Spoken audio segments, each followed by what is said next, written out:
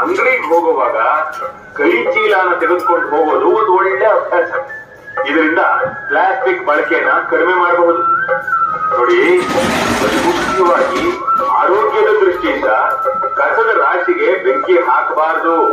ಅಲ್ಲದೆ ಈ ರೀತಿ ಮಾಡೋರನ್ನ ತಡಿಬೇಕು. ಅಲ್ಲಪ್ಪ, ಈ ಕಸ ಬರೋದು ನಿಮ್ಮ ಮನೆಗಳಿಂದ. ಇದರ ವಿಲೇವಾರಿ ಸರಿಯಾಗಿ ಆಗದೆ ಹೋದರೆ ದುಷ್ಪರಿಣಾಮಗಳು ತಪ್ಪಿದ್ದಲ್ಲ. ಈ ದುಷ್ಪರಿಣಾಮಗಳನ್ನ ತಪ್ಪಿಸೋದಕ್ಕೆ ಮುನ್ಸಿಪಾಲಿಟಿಗಳು ಮತ್ತು ಸ್ವಸಹಾಯ ಸಂಸ್ಥೆಗಳು ವ್ಯವಸ್ಥಿತ ನಿರ್ವಹಣೆ ಮಾಡೋದಕ್ಕೆ ಸನ್ನದ್ಧವಾಗಿವೆ. ನೀವು ಕೊಡುವ ಸೇವಾ ಶುಲ್ಕ ಹೊಸ ಪದ್ಧತಿಯನ್ನು ಅನುಸರಿಸುವುದಕ್ಕೆ ಬೇಕಾಗುವ ವೆಚ್ಚಕ್ಕೆ ಉಪಯೋಗ ಮಾಡಲಾಗುತ್ತೆ. ಅಲ್ಲದೆ ಈ ಮೊತ್ತ ಆ ವ್ಯಕ್ತಿಗಳ ಜೀವನಕ್ಕೂ ಒಂದು ದಾರಿಯಾಗುತ್ತೆ. ಸ್ವಚ್ಛ ಸುಂದರ ಪರಿಸರಕ್ಕಾಗಿ ಕೈ ಜೋಡಿಸೋಣ, ಆರೋಗ್ಯ ಚೆನ್ನಾಗಿಸ್ಕೊಳ್ಳೋಣ.